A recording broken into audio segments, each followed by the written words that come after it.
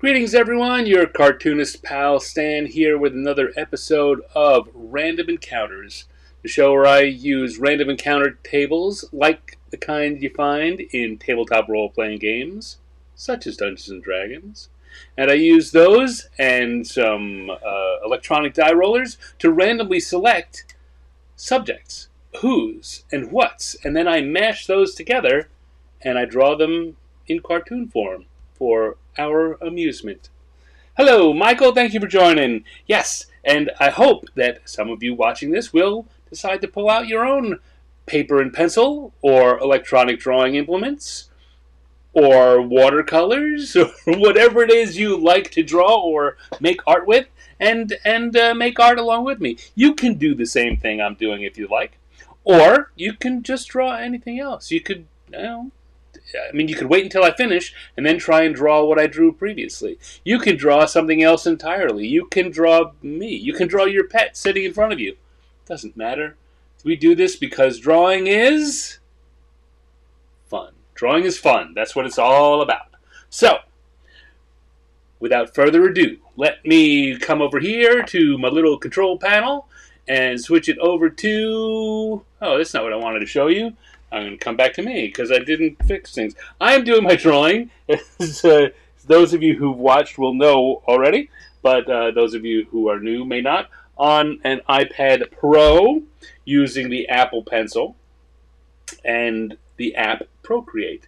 This is not sponsored in any way, though, as I say every week, I'm totally open to the idea. If anyone wants to be a sponsor, give me a call. Yes, that's what I use, because that's what I use in my professional life and my drawing for fun, mostly. I'm doing almost everything on this stuff. It's easy, it's fun, and I love it. I love it. So, having said all that, let's come back here, and this is what I wanted you to see. This is our random encounter table. These are our random encounter tables for tonight. So let's now switch over to the die roller and get going. That's not what I wanted to do. Wow. You'd think I hadn't done this 75 times before. Alright, come on, here we go. So we're going to roll the dice. Once, twice, three times. Four. Four is our first who. Rented fingers. It's not the fingers. It's the brain. And for the what, we got a once, a twice, a three times, six. 4 and 6. So let's come back. And you know what it is, really, Michael, is I get to doing this, and sometimes I just get everything all set up, and it's great. And sometimes I'm coming in last minute, and sometimes this time I got here early, and I got everything set up, and I waited long enough that I just kind of lost the focus, the rhythm. You get going, you get a rhythm, and you launch it. And if you have to wait too long, your mind starts thinking of other things, and then suddenly it's 6 o'clock on the air, talking, and I'm just not exactly on the beat. That's what it is. All right, so Kenku 4 for our who. Kenku, for those of you who don't know, are corvid, or crow-like creatures. They're humanoid crow-like creatures in D&D and in Japanese mythology. And 6 was a traffic cop. So we got a Kenku Traffic Cop for our first drawing. So I'm going to turn off that layer. I'm going to come here. I'm using my sketching in blue, as I always do, which is a callback to my days of working in physical media. So, a Kenku Traffic Cop. I mean, I know what that'll look like. No immediate gag is coming to me. Hey, Roger, man, I haven't seen you in a while. How you doing, my friend? All right, so we're gonna have a Kenku. Just kind of rough it out there. We got a big beak. I'm gonna have to have a police hat on.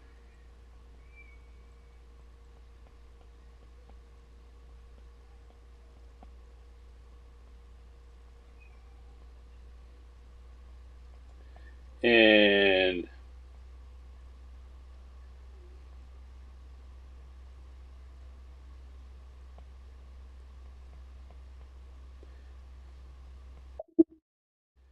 whistle.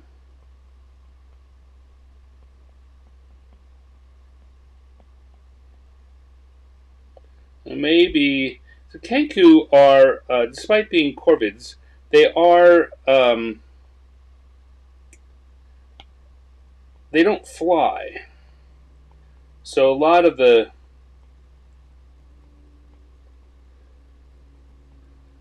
flight, the bird jokes involving flight, not going to work so well for a Kenku. There we go. I'm trying to get the direction for this arm set up. Right now, I've gone from drawing in circles to drawing in lines, going to stick figure. So I want to see what that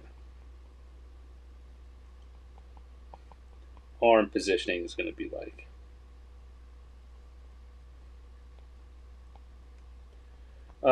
So they don't. You might think that a good joke for a bird creature traffic cop might be to have him stopping birds in flight, and maybe we can, but he can't be flying to do it.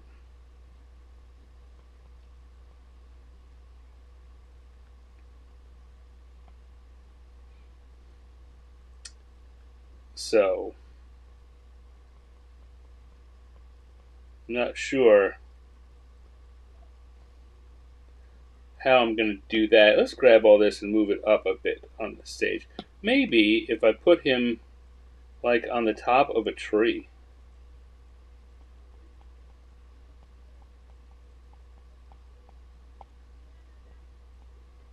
Like that.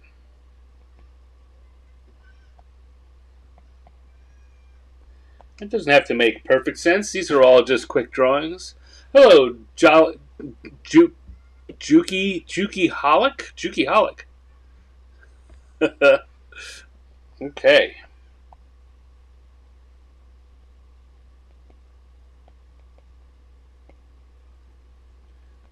So I think we'll do that. I guess, if we were going to try and make perfect sense out of this, it might not make perfect sense, but it doesn't have to. It just has to be a fun little drawing. All right.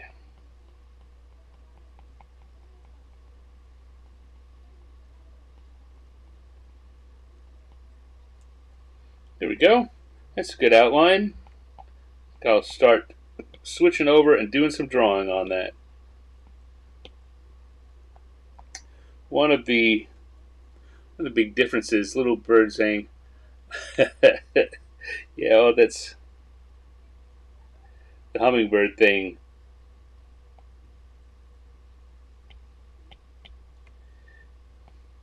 You wind up with that a lot in like Warner Brothers cartoons, where the physics of flying just really doesn't matter. Sometimes you just stop and hover. I think that this is closer to that than anything else.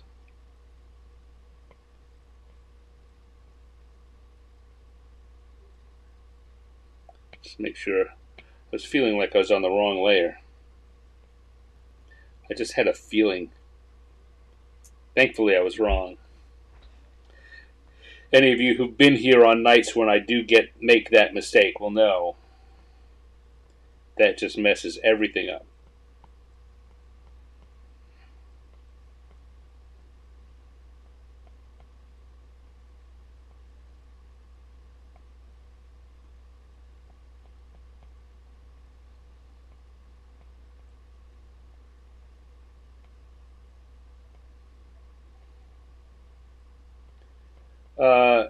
Yeah, but we come here, or I come here and I want to do these drawings, and I try and make a gag when I can. But basically, if I just can get a drawing that is cute and feels humorous, even if you don't know what the joke is, even if the joke doesn't stand up to deep critique. It's about having the fun. As I said before, this is about the fun. Now, do I put pants on him? Let's see. Traffic cops use whistles. Yep. I'm wondering whether or not I want to give him pants or just feathery legs. I think feathery legs is where I'm going with.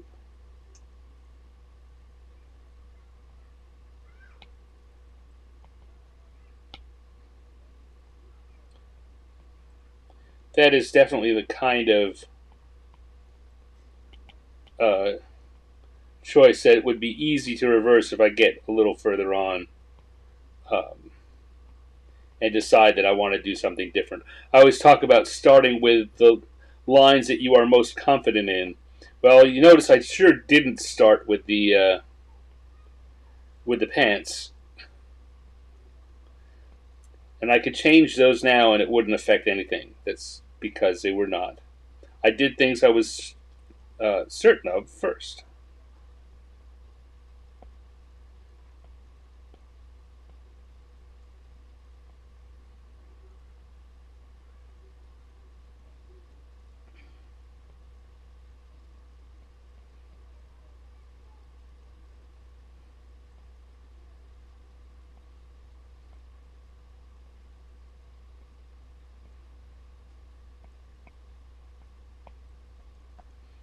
There we go. It's coming together pretty well, I think.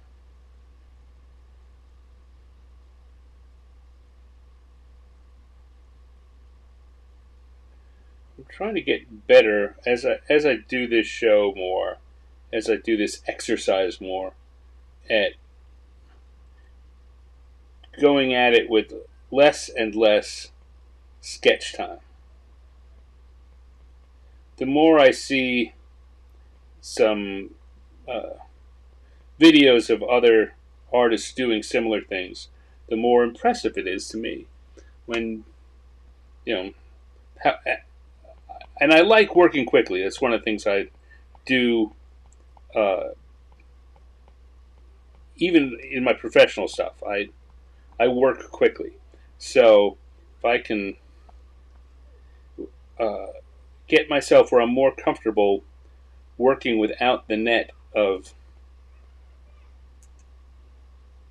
sketches. And if you've been watching for a while, I think you may have noticed that over the last 5 or 6 months, I had the value of the sketches, the quality of the sketches that I'm comfortable going with, or that I most often will go with, are have been getting looser as I've been practicing to do this. Kind of quietly practicing. I didn't want to make a big point of it, but I feel comfortable sharing that.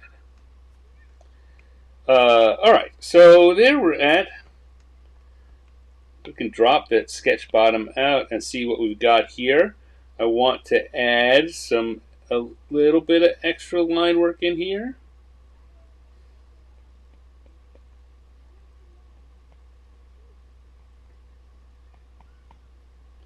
Just to make sure that it reads well as line work. And then we're going to go in and quickly add some color to this. All right. Under normal circumstances, I might make the brim of this hat a solid black. I might use more solid blacks here, but because I know that the Kenku, being a corvid, being a crow-like creature, is going to be dark. I don't want to throw too many solid blacks in until I see how the rest of it is coming together. All right, that's looking good. So let's switch over to the color section.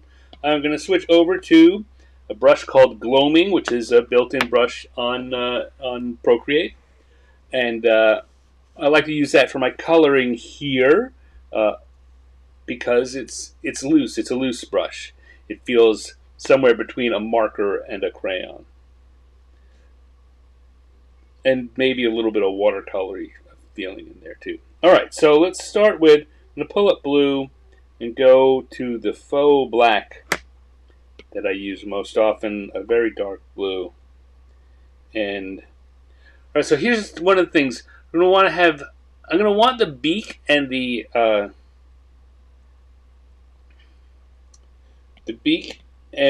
feathers to be different colors. There, I think that the darker one is going to be the beak. My only question is that too dark? And I guess I won't really know till I start putting in the feathers. I want the feathers to be more blue. He still looks, I mean, it still looks black when you stop and look at it, but you look at what I'm choosing, it's definitely a blue.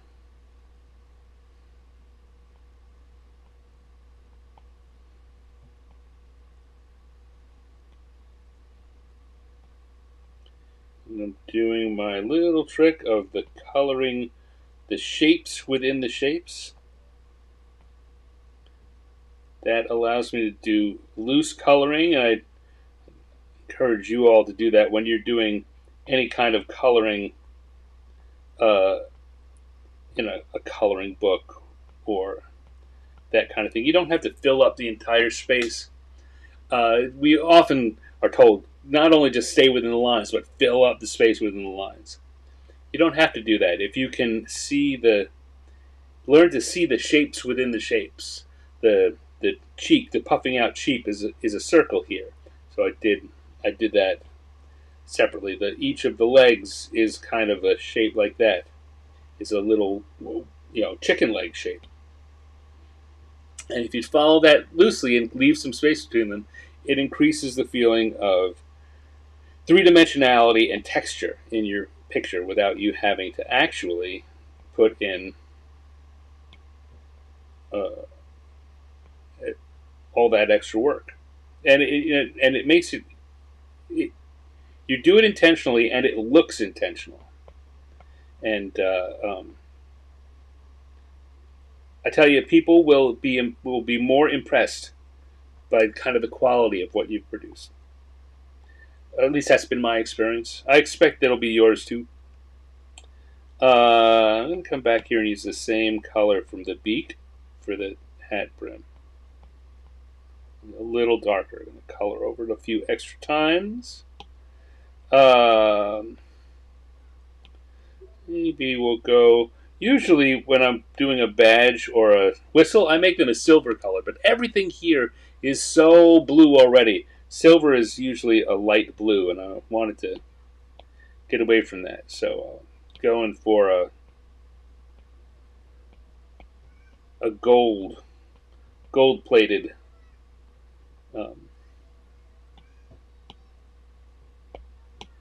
whistle and badge emblem on his hat.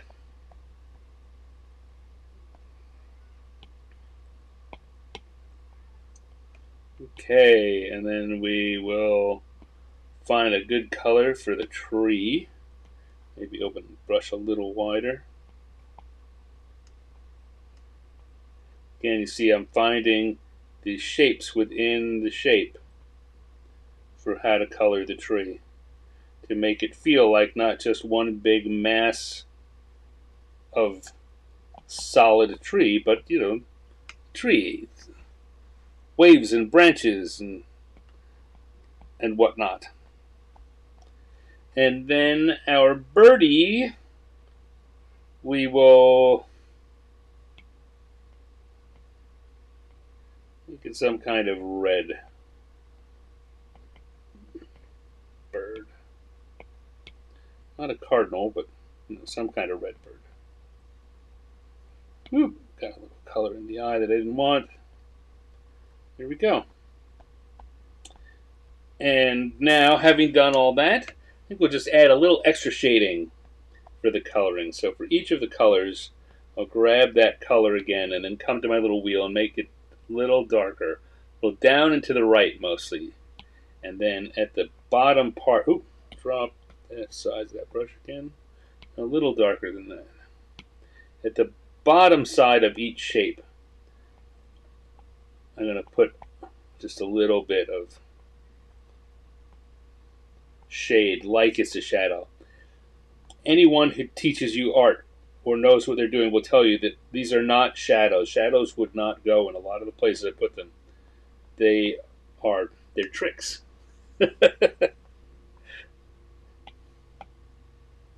They're like shadows, but they help, kind of like the, no, I don't want to go darker than that. Kind of like the coloring trick I was talking about earlier. Just a little trick to help you point your audience, make your audience notice the things that you want them to. Another thing I say a lot on this show is that you don't have to draw the things right. It doesn't have to be perfect or right in the way that really works in reality. It has to feel right. The audience has to look at it and say, yeah, I buy that. And then you have a successful drawing.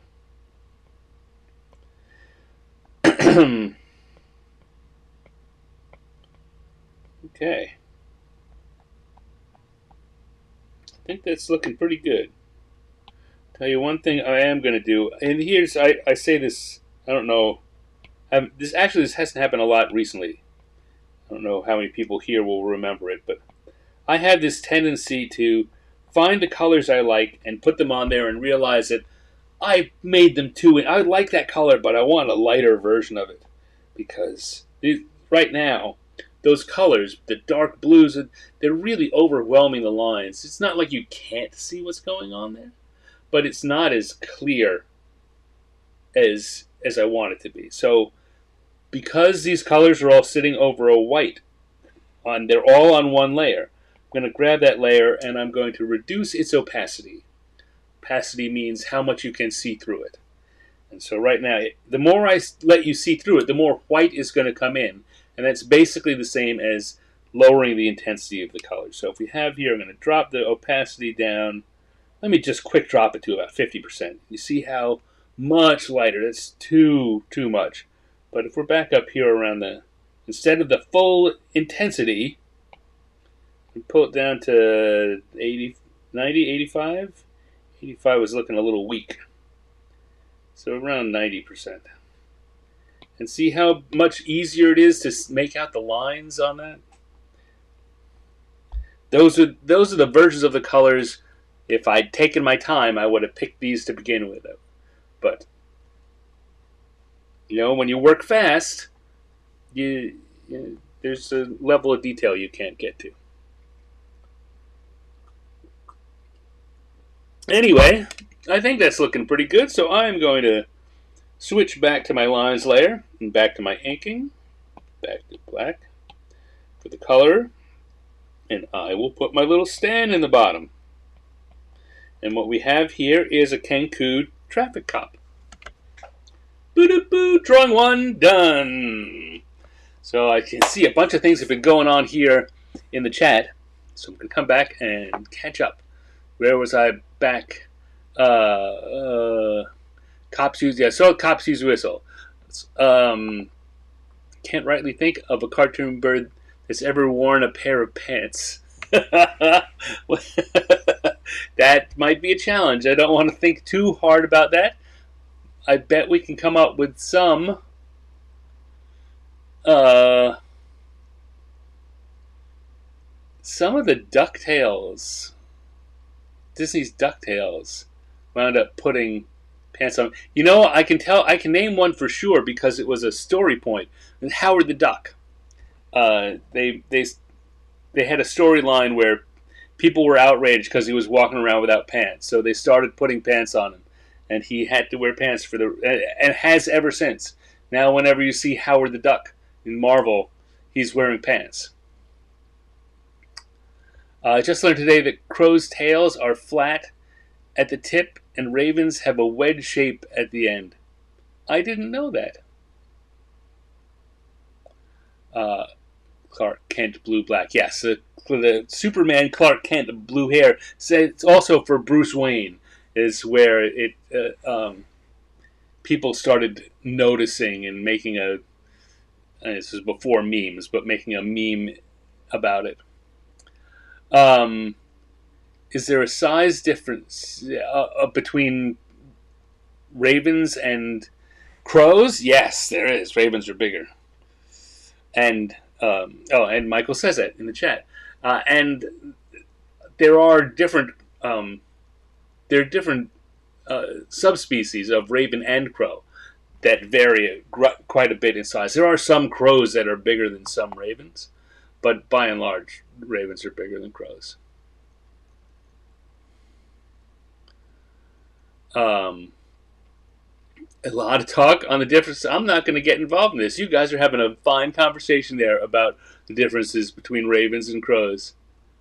I like this dude. He's reminding me of the guys that used to art programs on yeah, I'm very influenced.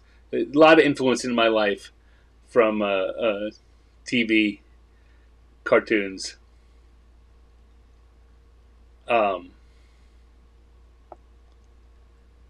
Let's see. I gotta check that guy out too, the Joe Woes thing. I'm not familiar with that. Duckman's kids have pants. There you go. Owen is here. Hello, Owen. For some reason, I want that to become a Christmassy.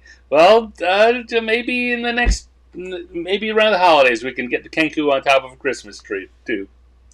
All right, I'm gonna take one more sip, and then it's gonna be time to roll along to drawing number 2. We have successfully done a Kenku Traffic Cop, and now I'm going to close that up, turn it off, turn on round 2, and turn back on the encounter tables. Let's go back to the dice and get us a second randomly generated prompt. Here we go. Once, twice, a third time, 3. 3 is our who, and once, twice, third time, 3 is also our what. So 3 and 3. We have a Treant doing laundry. So I put the Treant on there. And for those of you who don't know, Treant is, if you're into Lord of the Rings, it's the same as an Ent. And if you're into neither of them, it's a big animated tree. It's a big tree person. And when I put that on there, I was thinking of several of these things in the what columns. And I'm like, wow, that would be really weird. Like a Treant at the dog park? That could get messy. The Treant Traffic Cop, I thought I might have someone already have run into him and he's writing them a ticket. I do think about these things a little bit when I make the page up, the encounters up, but then I set it aside so I don't come in with any expectations or pre-thoughts. The Treant meets Peanuts. I was sure something was gonna come out with a kite-eating tree, but we're doing a Treant doing laundry. So let's turn that off. Come back here. Get my sketch brush ready. And so, a Treant at the dog park would have bark worse than their bite. Nyak, nyak, nyak. They also have a lot of dogs running after them, wanting to do their business. So let's see. Treant doing laundry. I'm staring at the page, and that is not at all entertaining for you. So if we just kind of have a loose tree shaped to begin with. When I draw Treants, sometimes I will give them legs, and sometimes I'll just draw them into the ground like the trees in the Wizard of Oz. I think this one's going to have legs. Now, what I'm thinking right now, and I may change this before we get too far, is to have a clothesline that ties up to the tree and has laundry hanging off it. And our tree in here could maybe just be looking at his watch, wondering how long is this going to take.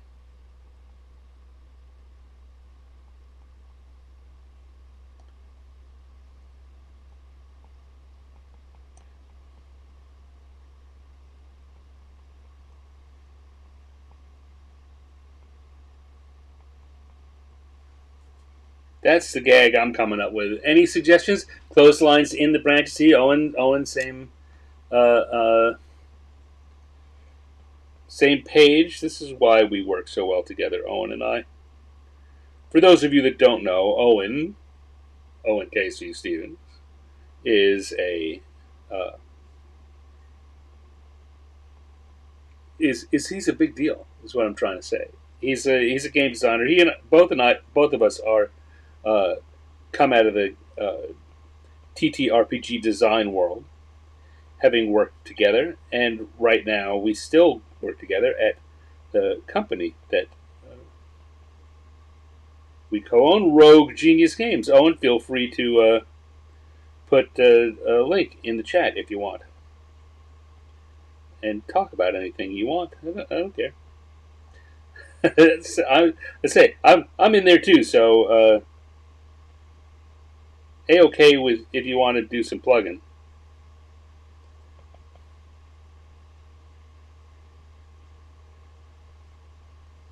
All right, there we go. That's good.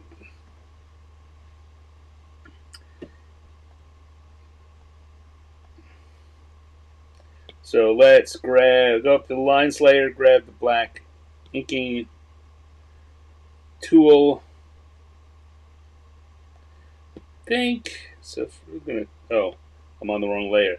These sketches, grab it and make it fill the page a little more.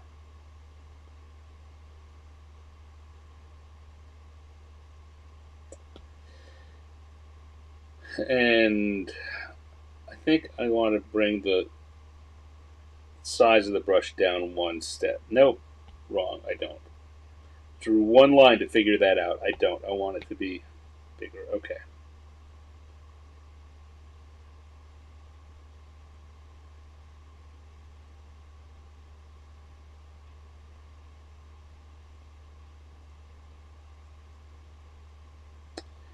And here we go. Not surprisingly, I guess, I'm pretty confident about that trunk.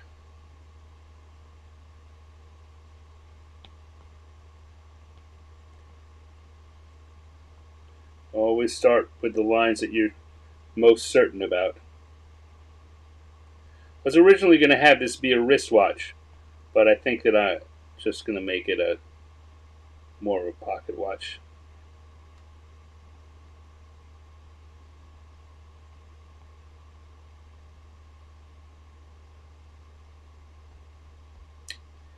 And here we go. One of those tips about using Procreate is, people always tell me that when I talk about drawing, they say, "Oh, I can't draw a straight line," and I apologize for people who've heard me say this almost every week. But one of my responses almost always is, "Neither can I. Straight lines are hard." But one of the great things about Procreate is, if you draw a wiggly line and just hold the pen still, it snaps it into a straight line. And then you don't have to worry about drawing a straight line. Alright, let's go to there.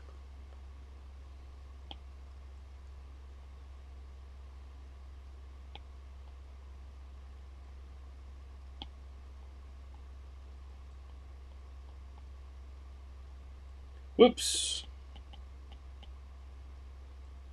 Well, no, that'll be okay.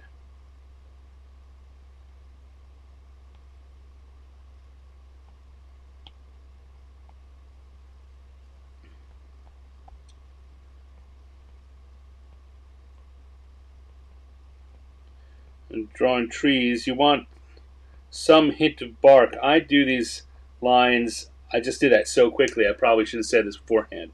But you don't. I don't like to do straight line on bark because it starts to look like shading. But I don't want it to be too regular. So I have a lot of shapes like this.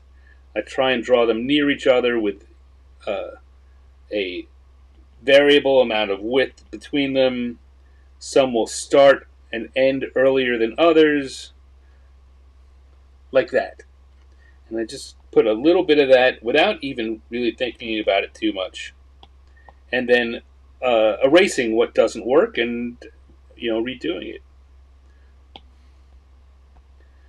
But as you draw more for all different kinds of things, I've done so many trees that I now have this way of doing it that I've worked out, which I know seems like, how can you know to do that? And the fact is that I didn't know how to do it until I'd done it 70 or 80 times. So don't feel bad when you're thinking about your own drawings. If you're like, but I don't know how to do this thing. That's how you start. That's how everyone starts. And after you do it for a while, you'll your friends will show up, and you'll do one of those quick little tricks that you learned, and they'll say, "How do you do that?" And you'll say, "That's just a trick I learned." And they will still be amazed.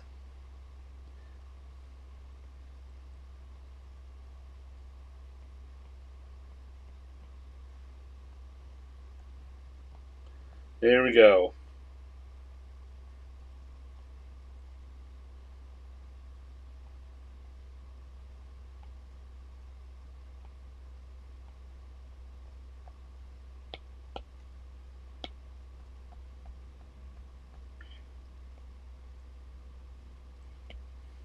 Leaves are another thing you'll learn.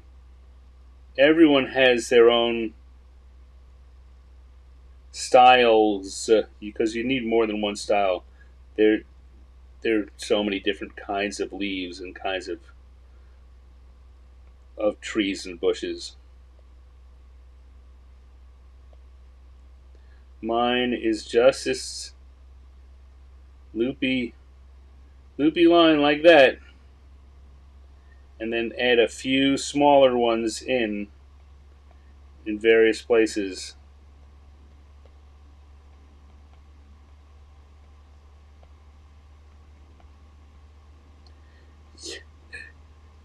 Does this Treant look like anyone to you? Because to me, it looks like Phyllis Diller. And all right, there's a mid 20th century reference that maybe only Owen will get. Of people in this chat room right now.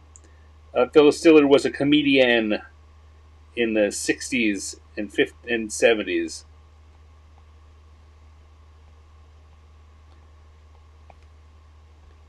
Uh,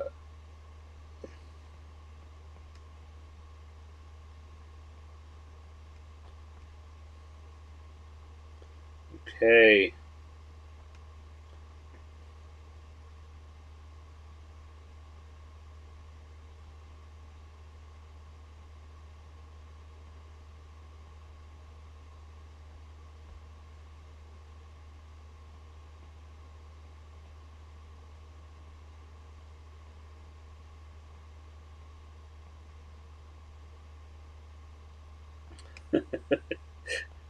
Owen got that reference. I thought you would.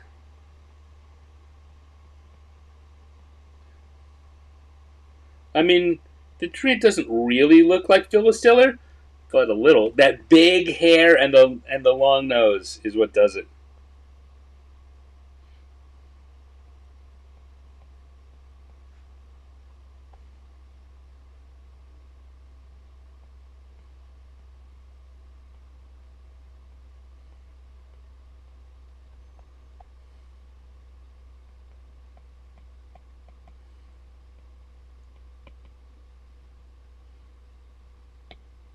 I think what I want is to make that pole a little longer so it's about the same level as the feet.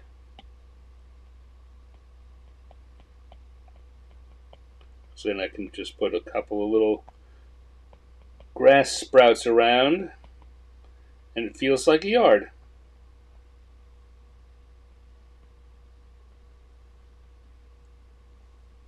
Oh, you know what else I'm going to do in here? I'm not even going to draw it. Every time I've drawn a treant,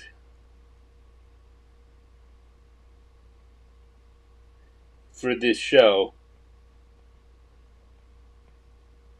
I put a little squirrel in the tree.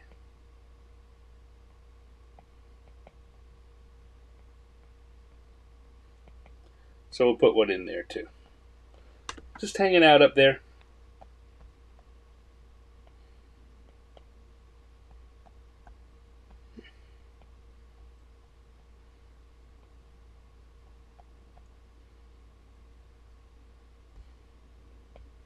All right. I don't know. Do I need to talk about how I did the bits of clothing? Probably not.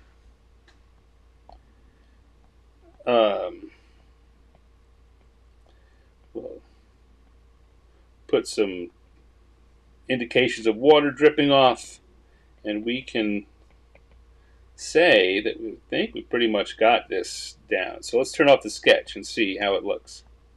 Where do I need to add a little more? I think I need to add a little more detail here in some of the tree. I was worried about that. The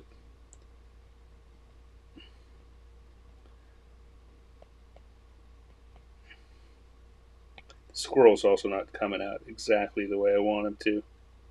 It doesn't have to be a lot.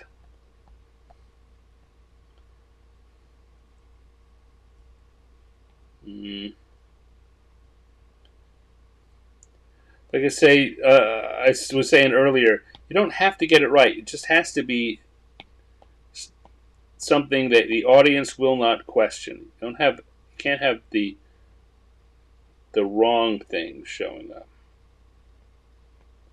There we go.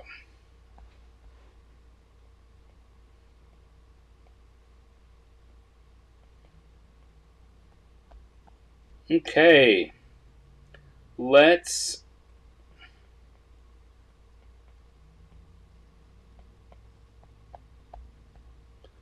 now go and switch to the coloring.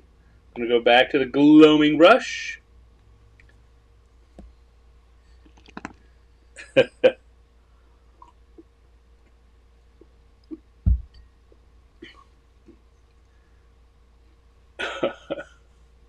just saw the Bucephalus reference. I'm going to go back to my gloaming brush, and we'll start. I'm going to pick a color. Now I'm going to try and be a little more mindful of the colors than I was on the other one, and maybe not do them quite so oversaturated. I want a color like that for the tree. That's going to be too dark. There we go. Now, I don't want there to be shapes within the shapes on the Treant. I want it to feel like a big trunk, and not with a lot of definition. So I'm not going to pull my trick there. I'm just going to color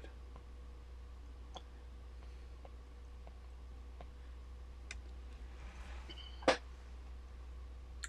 Maybe a darker brown for her eyebrows, her eyelids. And then we're going to come back here for the green for the tree. Use a larger brush. Now here I am going to do that. I'm going to look and see. I created in the drawing these little nodes of where the leaves were. I'm going to color each one its own shape. That's the shape within the shape.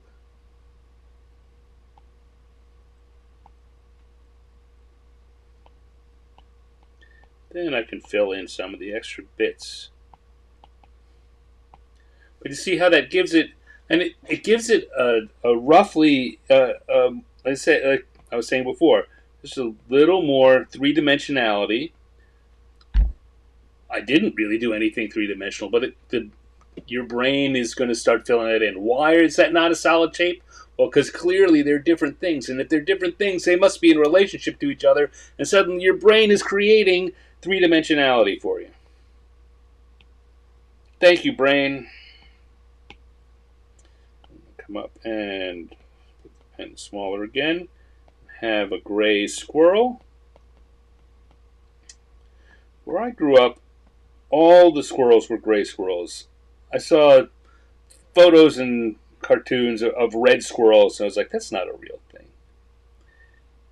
Sure is a real thing, and out here, there are parts of the West where There are no gray squirrels. They're all red squirrels.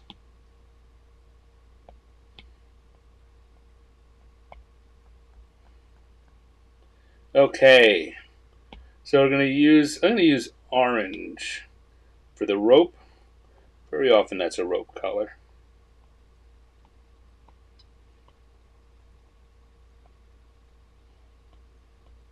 I don't know why, but it is. I've really seen many ropes are often pale, if anything, pale yellow, off-white or light tans, but so often in cartooning, in not to, and animation, you see.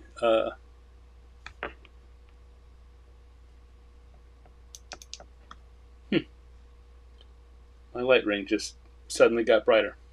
There it goes again. I don't know why I did that. I think a lot of it might be that it's a pretty cheap light ring. I've had it for a while, and now it's going to start to do weird things. Anyway, what was I talking about? I was talking about red squirrels. Now I just am used to them too. Like I say, where I grew up, in the greater New York area, there were almost none that were anything other than gray squirrels. I found it funny when I would meet someone who comes from this part of the country who would say, they'd never seen a gray squirrel. All the squirrels are gray. Not out here. All right, I'm going to make blue the color for the clothespins. Why? I don't know why. Because it's different. That orange and the browns, they're all very reddish colors. All right, speaking of reddish colors, I'm going to go with an actual red here for stripes on those shorts. And we can have a green shirt and maybe a blue shirt and some, that's pink, I wanted to go for purple socks. Must be Donny Osmond's laundry. And then grab those same colors and just put a little bit of them in with the rest of the laundry to make it look like it's not just a single mass, it's different items of clothing in there. There you go.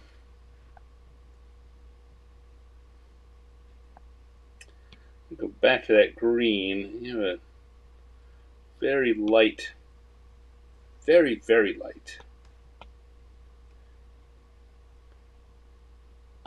To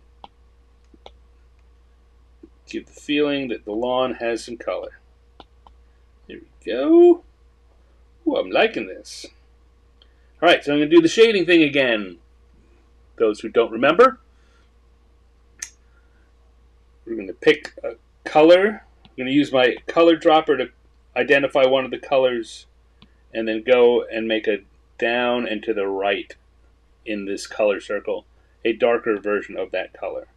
And I'm going to do the underside. Oop, brush is too big. Underside and right side.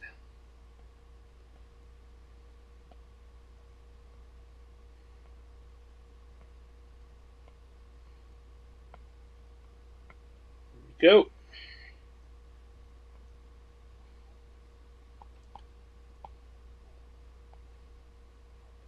Ooh, tell you what, I want a really dark up the end of the nose there.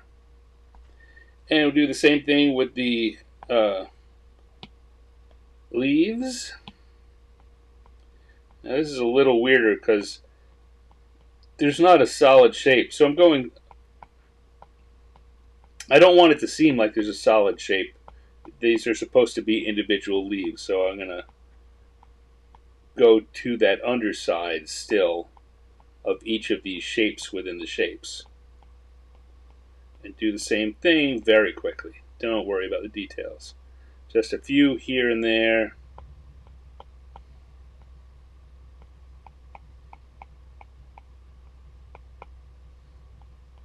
There we go. And again, it's just adding to that feeling that this is not just a mass of green, but something with shape and form and depth. I don't think we need to do any of the clothing, but I will do the basket.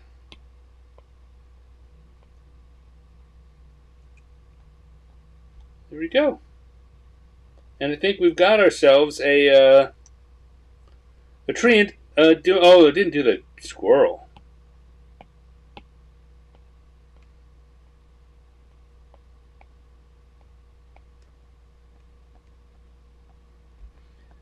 So yeah, let's go to the lines layer.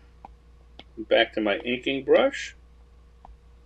And put my stand on it. You know, I haven't explained it. If you're doing something and you're having fun with it, it's worth putting your name on it. So putting my stand on it. And we have ourselves a treant doing the laundry. Such fun we are having tonight. Such fun. Michael says, geez, I haven't thought about Donnie's purple socks in years. You know what? I hadn't until I was trying to think of a color for those socks. And my brain just went, purple, Donnie Osmond. And it came out of my mouth.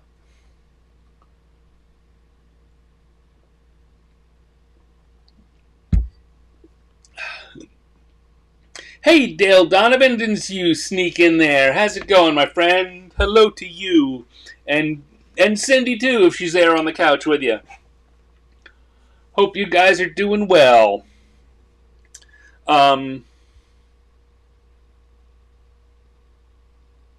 Is the game over, Dale? Don't tell me what happened. I tuned out to come here in the 6th. It was still scoreless. Or the 6th, they just finished the 6th. And I want to tell you that after your Brewers beat my Mets, I'll still be friends with you. I'm pretty sure that's what happened. For those who don't know, Dale and I, both big baseball fans. He is a big Milwaukee Brewers fan. I'm a big New York Mets fan. They are playing in the playoffs, tonight being a winner-take-all game, see who moves on to the next round of the playoffs. And it's a very exciting game, and I turned it off to come here and draw with you folks. The fact that Dale is here tells me the game must be over by now, and I'm guessing the Brewers won.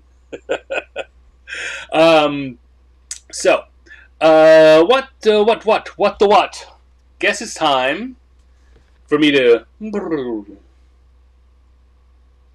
We finished our second drawing, and now we're going to go on to our third. So I'm going to turn off the Treant doing laundry, which was our round 2. I'm going to turn on round 3. And turn back on our encounter tables. And go one more time to the dice, and see what they give us for one more random encounter. All right. Once, twice, third time... 5. 5 is our who. And once or twice a third time. 3. We already had doing laundry. So,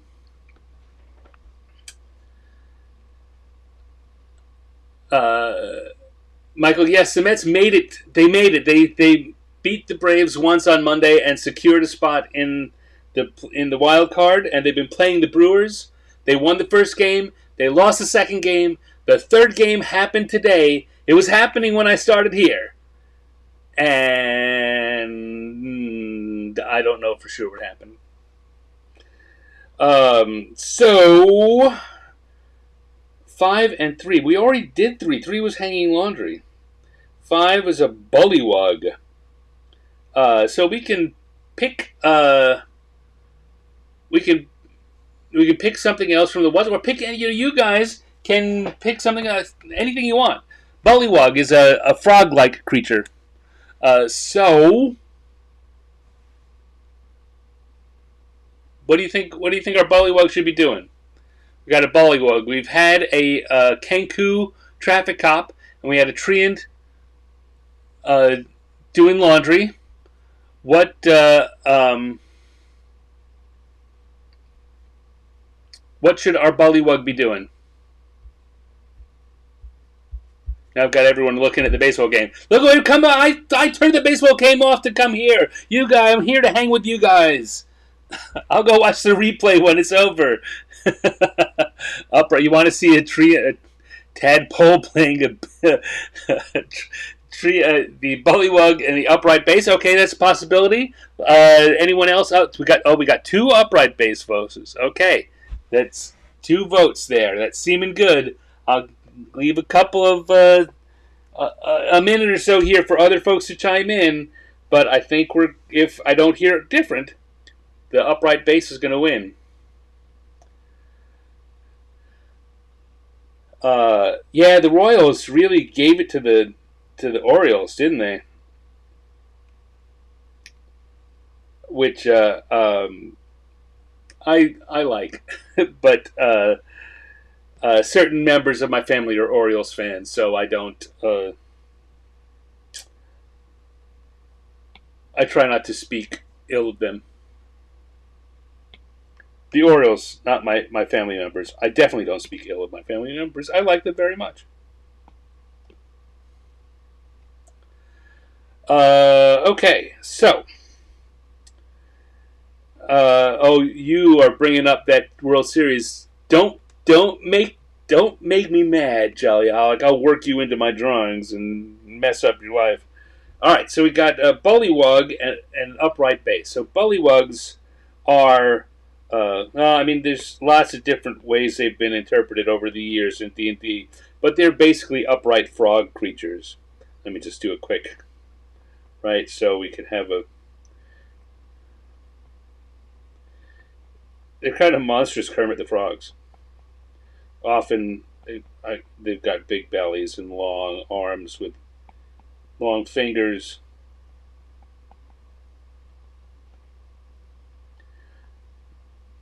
I've got him kind of squat. They're not always squat. Sometimes, let me get back off there. Like it might be a long.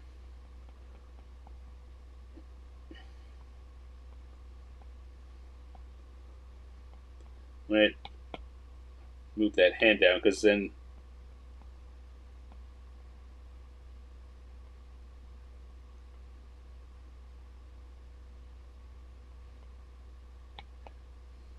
I think that's about the Bullywug look I'm going to go for.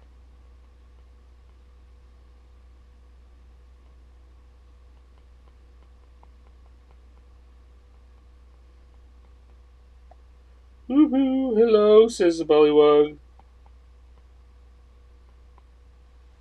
But we're going to have him playing a bass, an upright bass. So that's not going to go here. So I'm going to have to clear that layer. But that's the basic Bullywug design. All right. So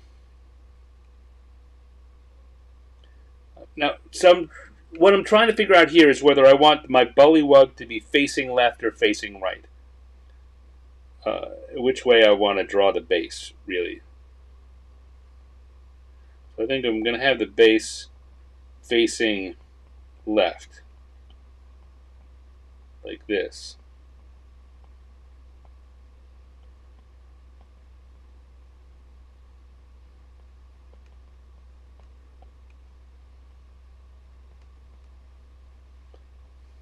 All right.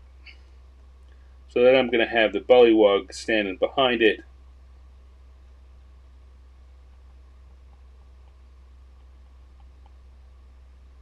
Slap it on the base there.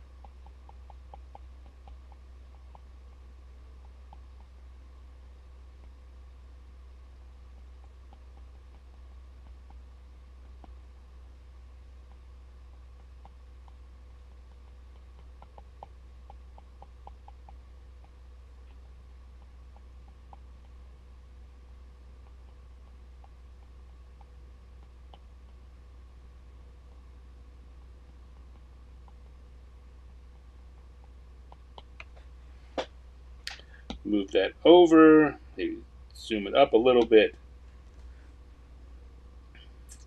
He's too big for that bass. It no longer looks like a big bass fiddle.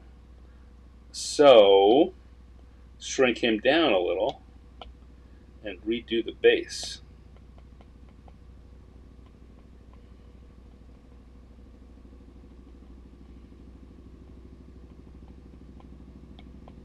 Which also means that I can swing him a little further out, like this.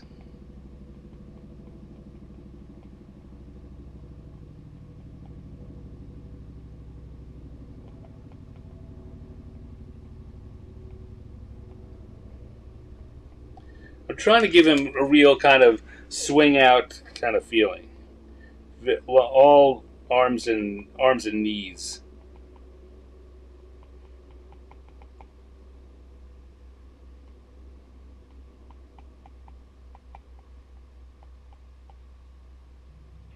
Okay, I got it there. I see what it is. I don't know how well. It's one of the fun things when you're doing the drawing and you practice doing this kind of sketching. You can see things that maybe not everyone else can see. Maybe your audience can't see. Certainly not as clearly as you can.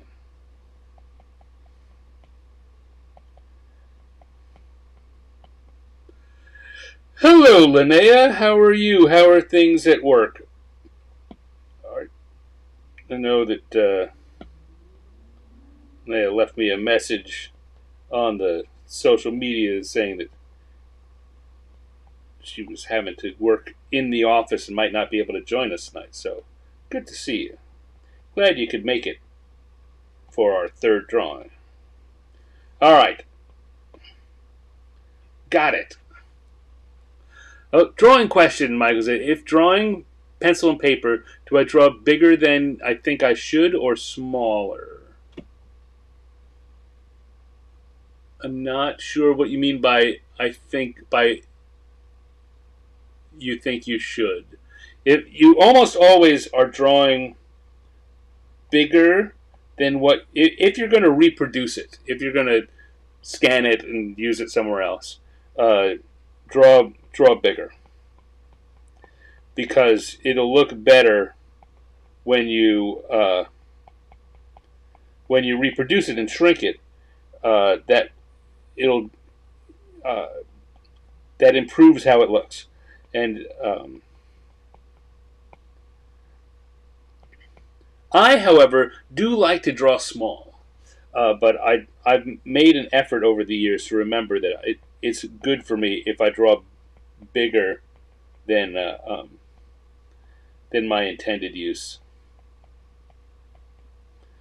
All right, there we go.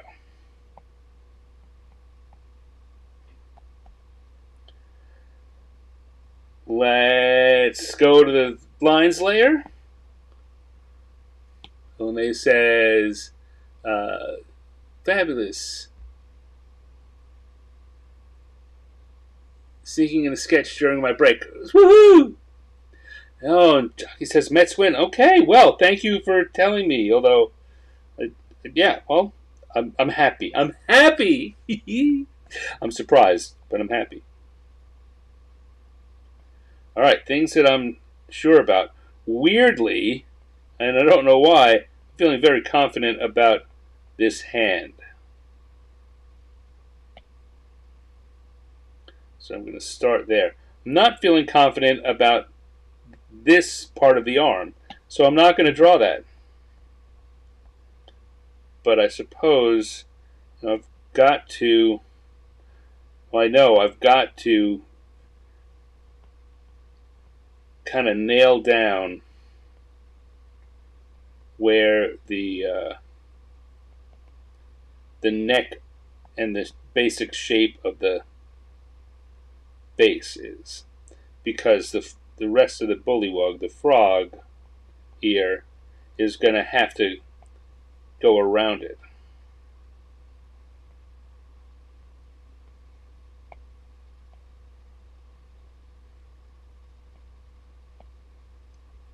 I don't have to do the details, but I do need to know the basic shape of that base.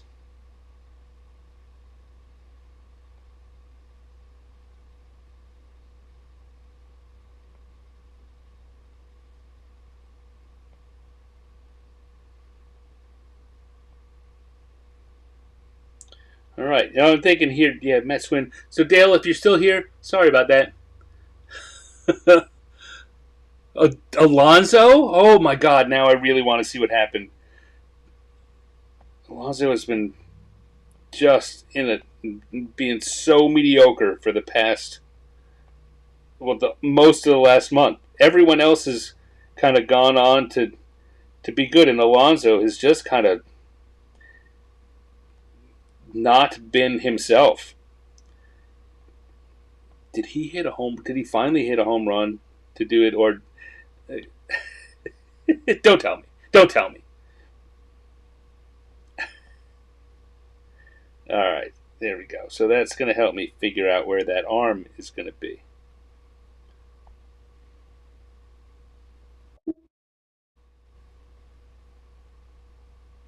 Well, Dale, I'm sorry. I thought the Brewers had it, and they had a really good team.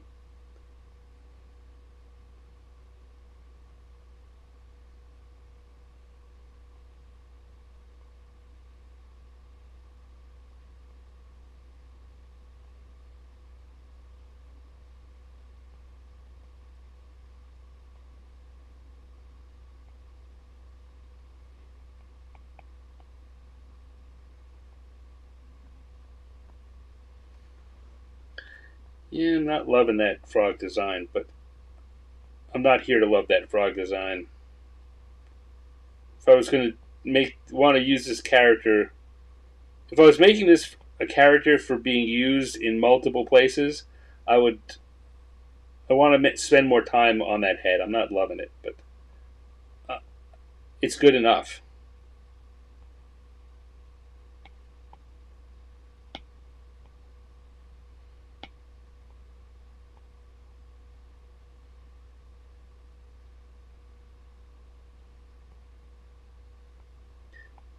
I'll tell you what, Dale. One thing I'm not even looking. You may have said something in response to what I said last.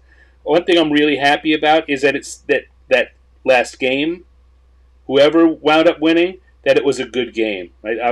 As I was saying earlier, I watched through the sixth inning before I came here to do the show, and I was just afraid the Mets were going to go in the tank, the way they sometimes can, and that after all of the hard work and all of the good season and fighting to get in it, and getting earning the way here to the last uh, you know do or die game, that they were just going to come out and play like they did at the start of the season, and it was going to be so disappointing.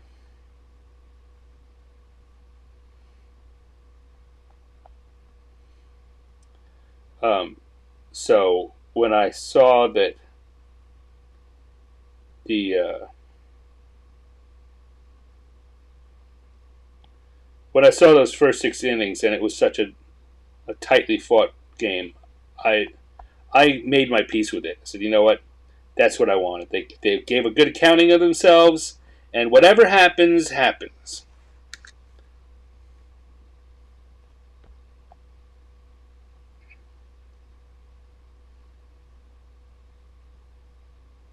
All right, tell you what, I'm going to do this here. I wasn't going to put these in. I was going to maybe do them just in for coloring. But what I'm doing is indicating where the underside of our frogs. That arm is going to be trouble.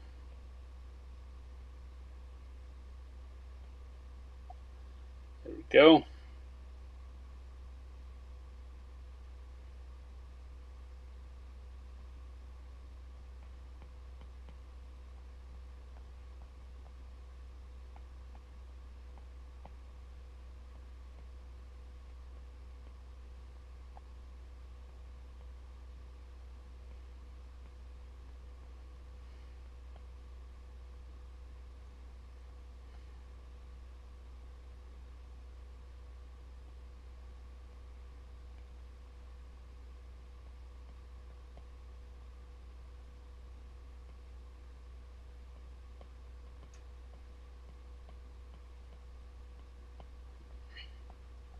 There we go.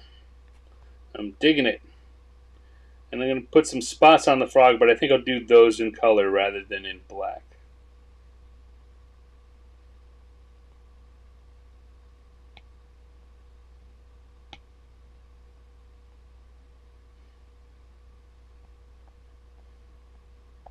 Sorry, Bullywug. I'm going to change this. I want that to, I don't have a bulging chin, but I think that was not bulging in the direction that I wanted it to.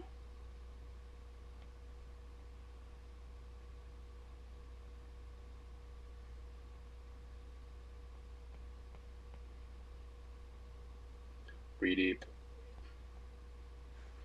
Okay. Let's turn off our sketch layer and see what we've got here. Looking pretty good.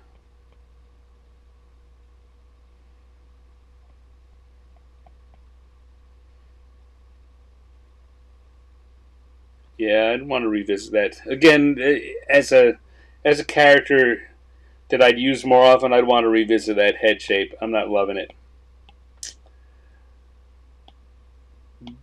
but for tonight, I do love it. Love it. I love it. Okay.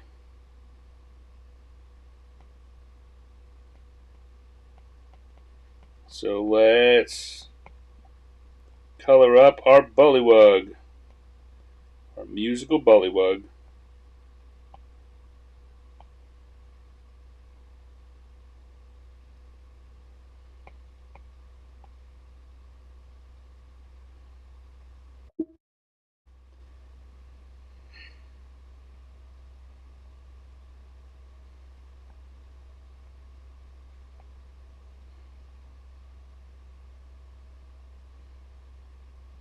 Like so.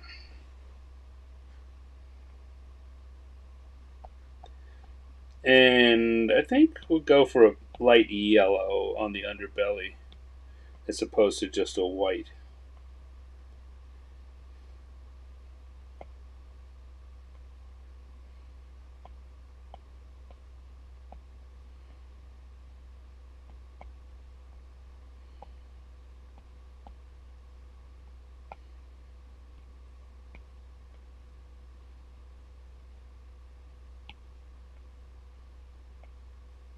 Want that to be darker. There we go.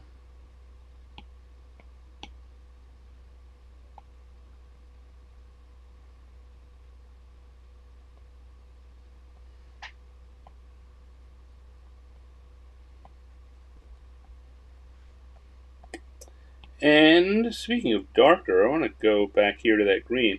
And even darker, I was talking about I want to put some spots on our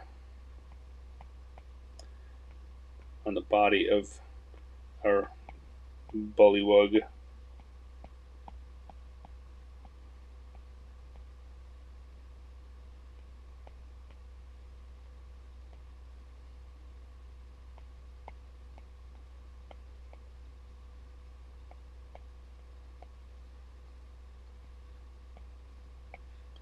Kind of thing helps. Again, it's just a little extra detail. But those extra details go a long way. I've often talked to young artists who have portfolios that they want to show at conventions and such, and that very often will come up and they have very nice drawings, but they will not have put backgrounds, even the hints of background on it, just characters posed. And I always tell them that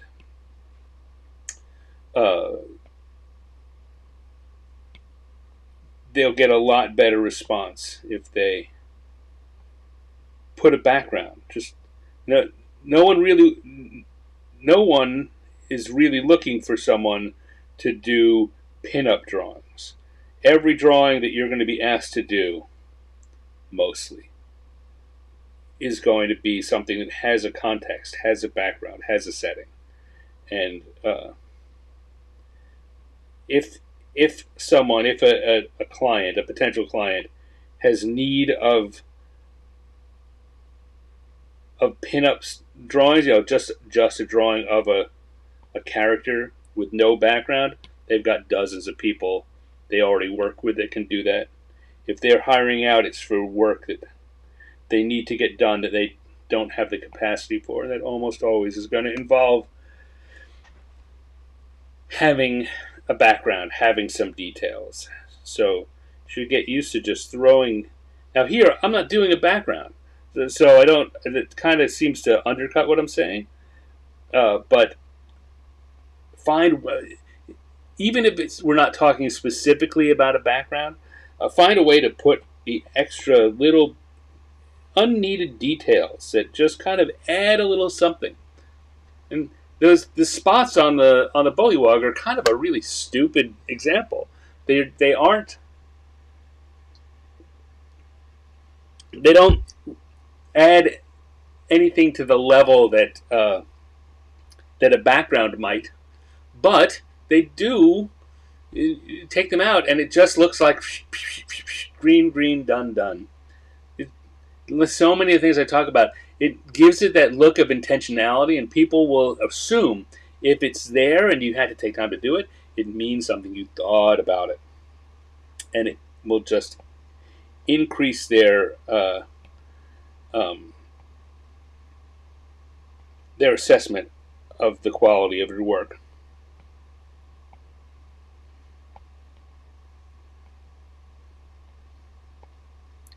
But I suppose, I mean, maybe that's a weird thing to be talking about here. I don't think that there's anyone watching this show who's coming for art advice at that level. But like I say, you can, even if you're not going to be doing, looking for work professionally like that, it'll impress your friends if you put that kind of those little extra touches. Okay, I say a lot. The brain will fill in a lot for you, and you'll get credit for what their brain did.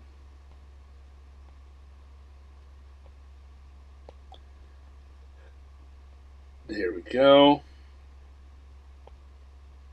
All right, I think I like that. Again, I'm going to drop the opacity on that color just a little bit. Just 5% maybe. Full 10 now. Yeah, about 5%. Just drop it back, knock it back a little. Again, I picked the colors I wanted. They were just stronger than I needed. And then I'll come back to the lines layer. And back to my inking brush. And we can come along here. I was going to put my stand down here, but I realized that it would look like he pooped it out. Among the other things you need to think about when you're doing a drawing is the unintended consequences of where you put something. If you put something down in this space here, someone's going to look at it and say, it looks like he pooped it out. Because that's the kind of idiots we are.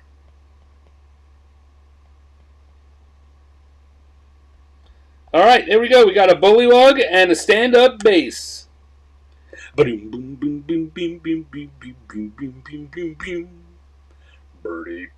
birdie. Look at me, I'm a musical guy too. Alright, so I'm going to pause here. I'm going to catch up. See more baseball talk on the feed here. What did I start? Okay. There's any team I hate more than the damn Yankees? It's the Astros. But you know what? I hate those damn Yankees too. This is what happens. You grow up in the New York area and you are either a Mets fan or a Yankees fan. You don't like them both. I am such a Mets fan.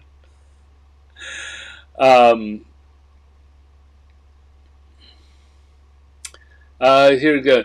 Mets going to Phillies. Yeah, Mets will be going to Philly. They've had a tough time all season, but he tooted too. I'm not sure what that means, Dale, but I accept it without understanding. All right, let's wrap this up, and then I can go watch the replay and see how it went. Thank you all for joining me here tonight. It's been a lot of fun. Let's do a wrap up. Here is our Bullywug. That's what it is. I just drew it. I don't have to remember what it's called. Bullywug playing the upright bass. And before that, we had a Treant doing the laundry.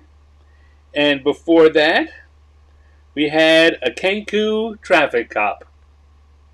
And that is what we did on this Thursday. I want to thank everyone who joined me in the chat. Chuki Holic and Dale and Michael. Linnea was here for a little while. Owen was here. He may still be lurking about. I don't know. Ravenlore was here. It was a good, fun group tonight. We had a lot of fun. I did. I hope you did too. If you're watching on replay, I hope you can join us live sometime. It's a lot of fun here in the chat room. I promise we don't always talk about baseball. But maybe if the Mets keep doing well, next week I might be talking about it again. So what else do I want? I want to remind you that I don't know. I want to remind you that I'm here every Thursday. Also, I have a Wednesday night show called 50 Years in the Dungeon, where I'm celebrating the 50th anniversary of D&D. You can find our free newsletter at 50yearsinthedungeon.substack.com. Go over there and check it out.